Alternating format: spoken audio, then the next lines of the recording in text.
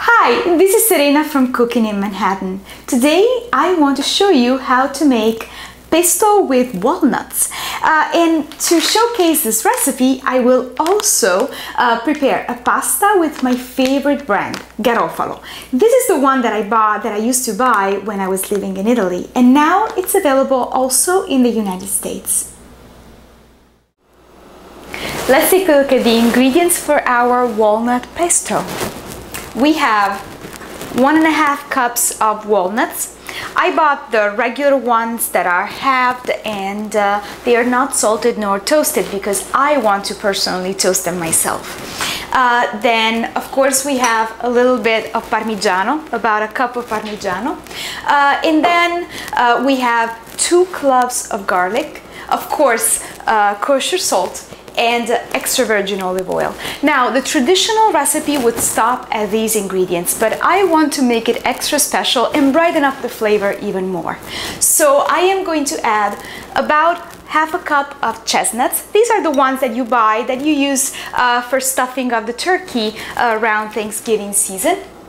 I am going to soak the chestnuts in a little bit of milk. I have 2% milk, but you can use whole milk if you want more richness, or even cream if you want extra rich pesto.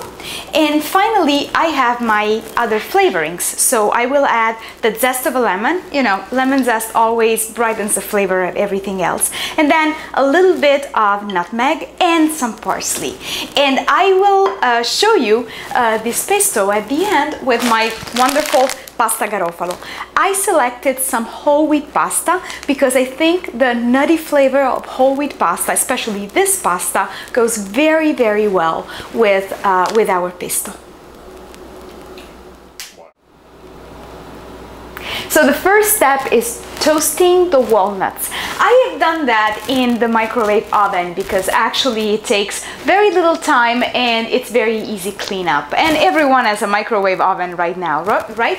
So to toast your walnuts, you put them in a dish and then you cook them on the highest setting for 30 seconds. Then you open the oven and you mix them up again so that they cook evenly. And then you go on for increments of 30 seconds every time. More or less, it takes 3 minutes.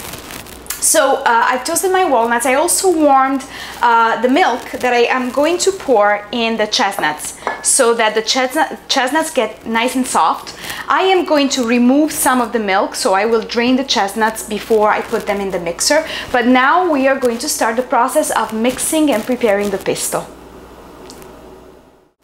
So I put the walnuts, the toasted walnuts, in my mixer, and now I'm going to add a little bit of salt. More or less, this is, I would say, maybe 1 tablespoon of salt. No, that's 1 teaspoon actually of salt. And this is all we need for this recipe because then we will add also some Parmigiano, which is salty as well. So you don't want to oversalt your pesto. And now I'm going to start grinding. So pardon the noise, and I will start the process with this. Now we are going to add some Parmigiano, about half a cup, and we will use the rest with the pasta afterwards.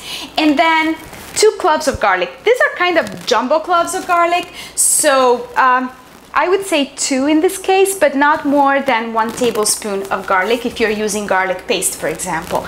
And then a little bit of nutmeg. It depends how much you like this spice. Some people don't really like it, so you can skip it if you want. I'm just going to add a touch of it. And then we are going to start mixing this, and then we will add the chestnuts and the other aromatics afterwards. Now I am going to strain my chestnuts and place them in the mixer as well. Don't throw away the milk because you might need it if your pesto is a little bit too thick.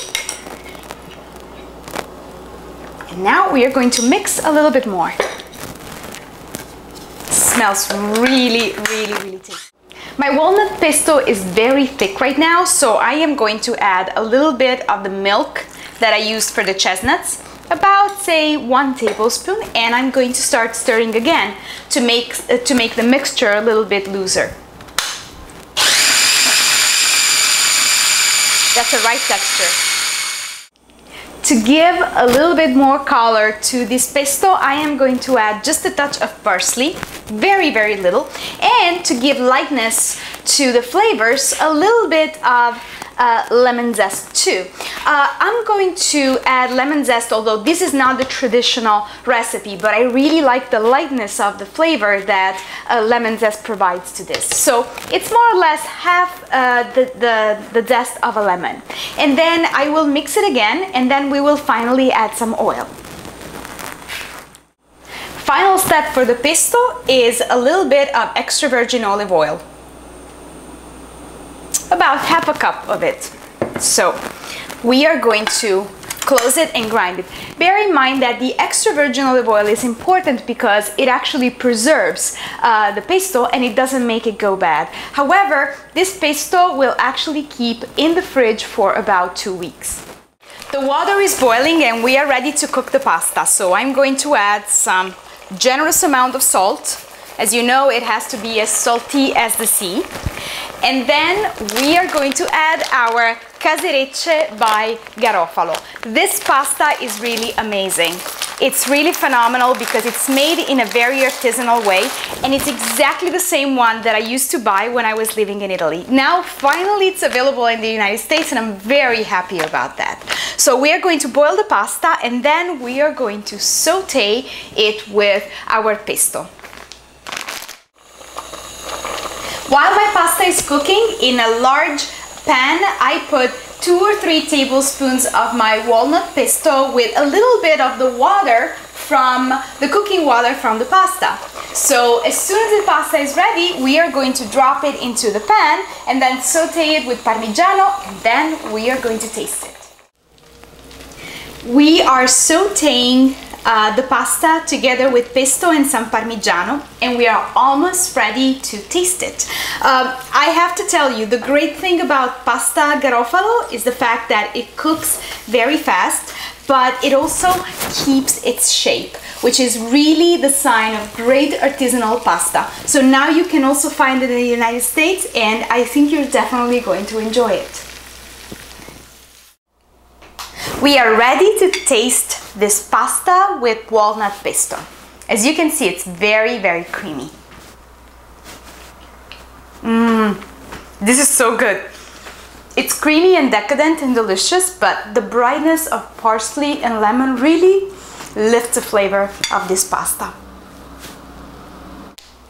I would like to thank Pasta Garofalo for bringing my favorite pasta to the United States. And now, turn off the computer and get cooking. Ciao!